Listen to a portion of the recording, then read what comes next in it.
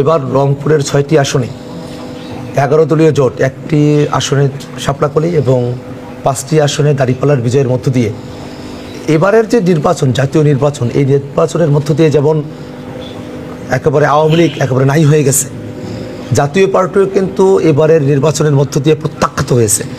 তারা 5 আগস্টে যেমন প্রত্যাখ্যাত হয়েছিল, আজকে 12ই ফেব্রুয়ারি রংপুরের জনগণ জাতীয় পার্টিকে প্রত্যাখ্যান করেছে, এই স্বৈরাচারের দোসরদেরকে প্রত্যাখ্যান করেছে।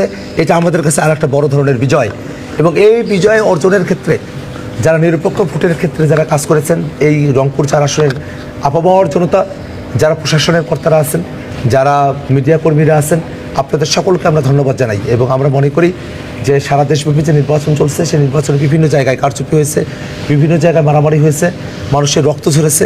এই প্রত্যেকটা বিষয় নিয়ে আমাদের চলছে বিশ্লেষণ চলছে। আমাদের দলের তরফ থেকে, আমাদের জোটের তরফ থেকে আমরা আলাপ আলোচনাগুলো করছি। খুব অল্প সময়ের মধ্যেই আমরা আমাদের দলের তরফ থেকে আনুষ্ঠানিক যে বিবৃতি, জোটের তরফ থেকেও আমরা সেই আনুষ্ঠানিক বিবৃতিগুলো আপনাদের কাছে আমরা